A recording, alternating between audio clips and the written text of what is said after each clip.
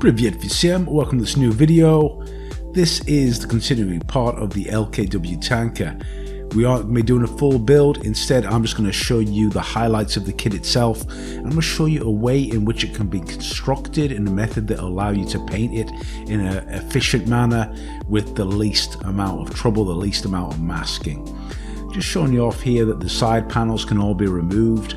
I went to the extent of moving away from the instructions and building everything in entire modules. This allowed me to paint everything in a much easier way. As you can see here, the cab is a one-piece molding, but I added on all the details, including the photo etch, etc. And if you've seen the review, you know that I supplemented this model with the DEF model resin wheels, which really complement this model. I'm just going to show this portion now. This is easily one of the most complex assemblies I've ever made in plastic. It's the pump unit, and as you can see here, I'm just showing you the instructions. 81 pieces of plastic, PE and vinyl tube to make up that really detailed pump unit.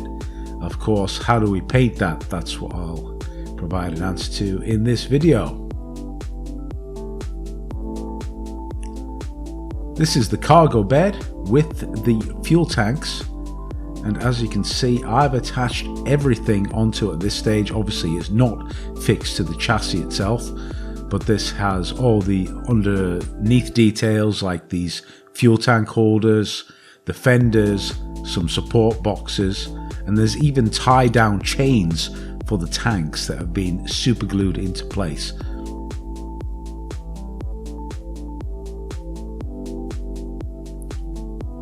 And here is the chassis itself. If you follow the instructions, you'll have to deal with fixing the exhaust, etc. at a later stage. But here I've glued on the floor of the cab is attached to the chassis. This helped with the alignment as well, and it's going to make things, as I said, easier to paint. Watch with the exhaust. Careful point to note is that it is going to be placed in an angle when you assemble it correctly.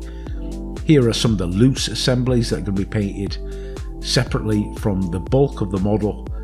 Only a few pieces. These boxes here are separate just because it allows me to paint the cab separately. These doors have details on. These are the steering wheel, the wipers, and that's a spare wheel holder, and of course transparencies.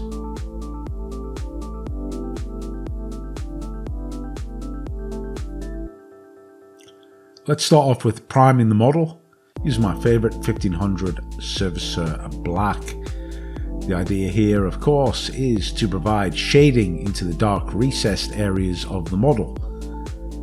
And in this case, using an airbrush really is helpful because I've got these assemblies, in particular this pump unit, many layers of depth to it, many parts that are difficult to access, in particular a paintbrush. So using the airbrush allows you to get into those details. And also remember, we have got photo etch components as well in this model, so we coat them thoroughly with this black primer.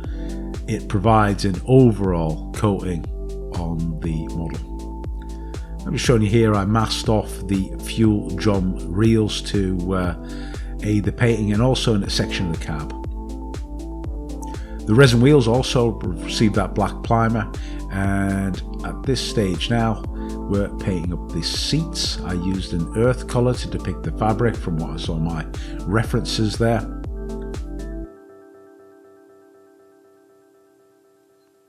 And now, in terms of the camouflage, I started off with the overall application of actually an acrylic colour green. So I covered this in depth with my Patreons. Join the Patrons if you want to know more about this build. I've got several videos on the Patreon if you want to know more about the construction, but hopefully you get quite a lot of information from this one. I use the Vallejo US Light Green on the fuel tanks themselves. The idea here is to provide a little bit of contrast. In actuality, on the real vehicle, it's more or less the same colour, that sort of deeper green, but you'll see the end result. Providing a little bit of contrast is not too harmful. I'm just showing you here the dry fit as well. I'm having to attach the side panels on, etc., because the next stage, of course, is going to be the camouflage painting. So many of the components need to be joined up to make sure that you get the camo continuous. So where there's loose components, you can have a continuity in the camouflage pattern. I started off with these are Tamiya colors, the lacquer paint colors, using NATO brown, the first color. Low pressure, take your time, and you can use the paint guide. But generally, these vehicles are painted in the tri-tonal NATO camouflage. This is the NATO black color going on. And if you follow the sort of principles of camouflage, you'll know basically what you're doing. I use the same NATO black here as well to provide a nice shade to the rubber portion of the tires. And now I'm unmasking as well the area that would be the mat inside the vehicle, as in the rubber mat. Unmasking the cable reels here. This really saved a lot of work and a little bit of hand painting to do. This is why I didn't fix in the glazing. There is a rubber seal around all of the glazing, so take your time, hand paint it. And I use this black brown shade here to hand paint in the tie down chains. Gives a fairly good color that represents chains and sort of worn metal. And at this point we're applying the water stickers. I used a super strong solution from Tamiya that really helped bed the stickers onto the control panel inside the vehicle, and also to get these ones on. These large markings, of course, are the hazardous material markings that the vehicles have to carry in peacetime, denoting it's a fuel tanker. I'm just adding some final details into the cab, the steering wheel, and I'm just showing you the dry fit now of the actual glazing into the cab itself. And here's a method as well of depicting a wiper sort of outline pattern with the DOS. So I used the actual masks that were supplied within the kit, traced around the pattern of the blade, cut them out using a circular cutter and a straight edge to provide these masks. There's a few other ways, of course, to do it, but this one pretty simple, made easier by the fact that the masks are supplied within the kit, of course. So I used the outside shape here to show me where I placed the masked area where the wiper would travel. And then I just checked them again with the wiper blades themselves. And here is the glazing for the side doors. These click into place. And there was masking provided for them, but I didn't need to use it. A little small touch of liquid cement will seal the glazing into position, and also I fixed in some of the other details at this stage. Now, to proceed with more of the construction, we went into weathering the cab. I used a out of the bottle product that you may be familiar with if you watch my other videos, an enamel product from Mr. Hobby, and I quite like this brown grey shade. You're going to see that I'll use quite a lot of it on the other areas.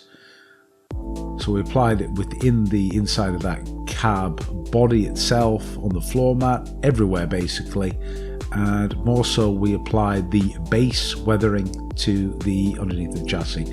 I suppose I could have spent a bit more time on this and used a few different tones, but you'll see in the end that there's not really too much visible as we get towards the end. The masking for the wheels is actually provided by Def Models, and again using the same enamel tone just to get that commonality in the weathering tones. So this is applied overall, gives it a dusty effect. This is what I have determined to be a spill kit bin. We'll come on to that a little bit later on. And I'm just detailing up the fuel pump handles themselves, and they get attached onto the vinyl tubes themselves, and finally mounted onto the trailer bed. Now I used a matte varnish at this stage because there was a bit of a discontinuity between the original acrylic colour that I used for the green and the black and the brown, and also this matte varnish provides the dusty effect of the uncleaned portion of the glass, and you'll see how that looks later on. Sealed in the water stickers as well, and now we could get on with the assembly of the cab, which fitted like a glove. Remember, I'm moving away from the instructions. This is a much easier way to build it, in my opinion. If you've got your own thoughts, share them in the comments. There you can see the result of the masking of the glazed portions.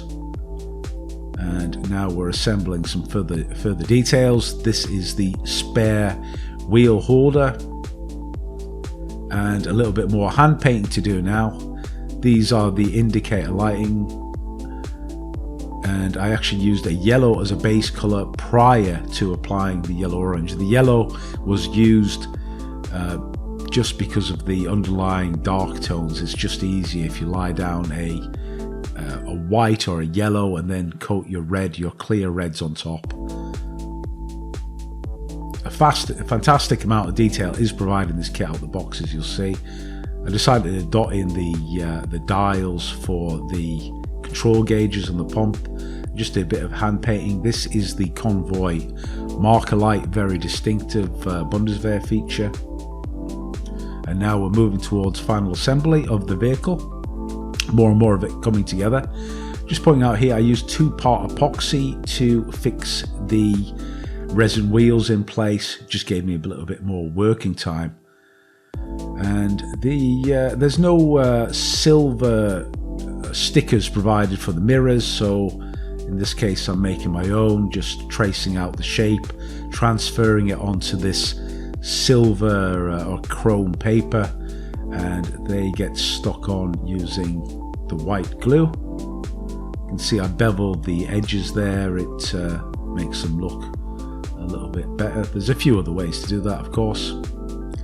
Now we're fixing on other details, spare wheel holder, and then this is my first attempt to fix on the mirror, which lasted about a minute.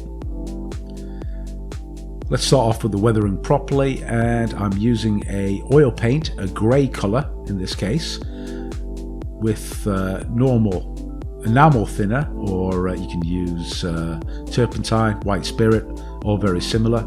And this technique is a filter technique, not to be confused with the detailed pin washing you might have seen, but note the application, using a wide brush and applying it more or less as a paint. We're basically painting on a layer of dust overall over the entire vehicle. This is a simple, straightforward, easy technique, and keeps the weathering subtle, in tune with my references. Gone back to the black to the grey-brown mixture enamel now, and the main focus of the weathering is this cargo bed area here. So we applied a little bit more of the wash on there, and we wanted to fade down this spill bin as well. Now I've used some material here to depict a sheet, a polythene sheet, and also let's add a few details in to give it that touch that's your model, give it that human touch. And here applying some very fine, I think it was tile grout, to depict anti-spill material, which is like a cat litter material that they would carry inside these bins. Just do a little bit of detail washing, not that much on this vehicle. Mixing together again the enamel products, a black and a brown, and not every single detail gets this dark wash, just a few areas, as you'll see. Of course, this is the pin wash type technique, but also this black brown mix is also used to depict spills of the diesel. And now I'm just fixing on the sides there as well. Fixing on the sides because we're going to the final application is again enamel wash, this time applied via airbrush to depict a dust coating on the lower portions of the vehicle. So initially I use a paper mask, and then pulling away with the airbrush, just a light overall dusting just to blend it all together. Really simple stuff, not over the top. Seems Bundeswehr vehicles are in very good condition from all the references I saw, but of course we do like weathering, and I try to keep it in tune with what I'd seen. Again, keeping things very, very subtle, very, very small amounts of paint wear just on areas that would have the most contact, so door handles, etc. And again, the mirror that got knocked off this time, it gets finally glued in place, we hope, using a bit of super glue. And with that, the build is complete. Just showing you now the vehicle with all the side panels in place, the overall weathering and look of the vehicle. Note the door posed in an open position, and also if you look closely you'll be able to see that spill bin inside there. Overall, a really enjoyable build, thoroughly recommended, especially for you guys that are interested in having something just a little bit different on your shelves. I certainly am happy with the result. Just showing you now that all the side panels can be removed, and I certainly like the way this looks without them in place. Really looks like the business. Okay guys, so until the next one, take care and see you real soon.